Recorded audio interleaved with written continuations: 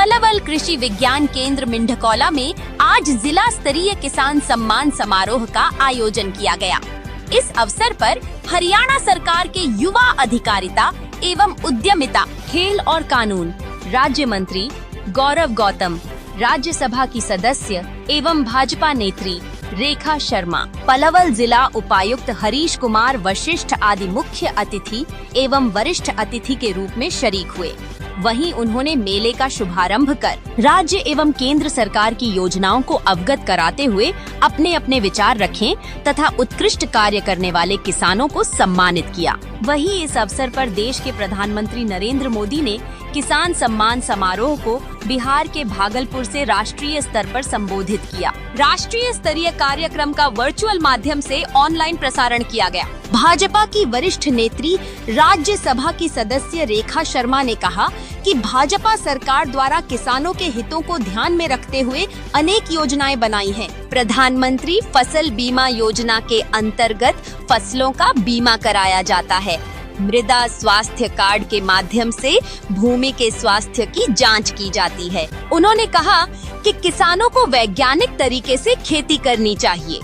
वहीं युवा अधिकारिता एवं उद्यमिता मंत्री गौरव गौतम ने कहा कि भाजपा गांव, गरीब, किसान, पिछड़ा वर्ग को समर्पित सरकार है। देखिए ये रिपोर्ट संवाददाता संतोष शर्मा के साथ। 2014 में की ये सरकार गांव, गरीब, किसान, पिछड़े को समर्पित सरकार है।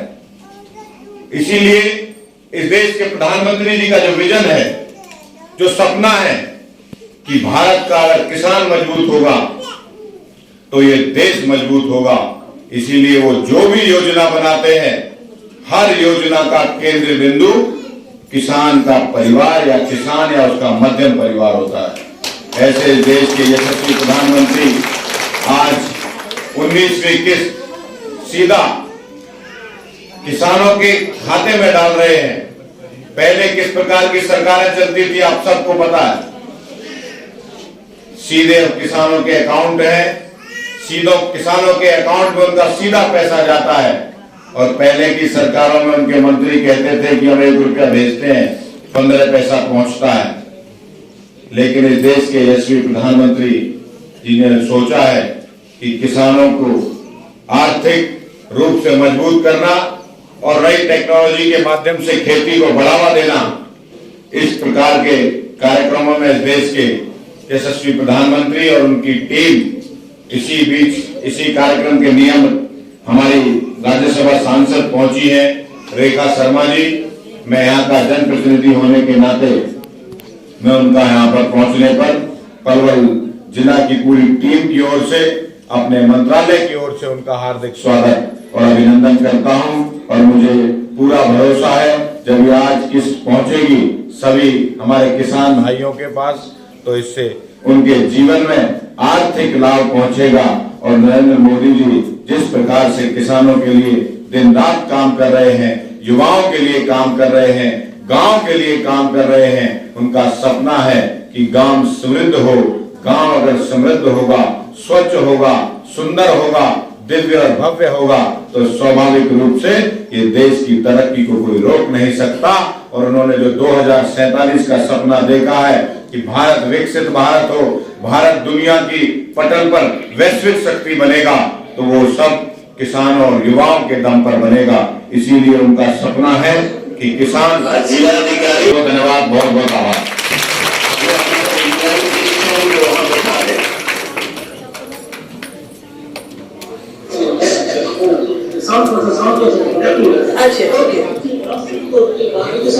हम लोग अपना बीमा कराते हैं कि हम बीमार हो गए तो हमारा बीमा होता है, हॉस्पिटल में सीधे बीमा वाले पैसे भेजते हैं।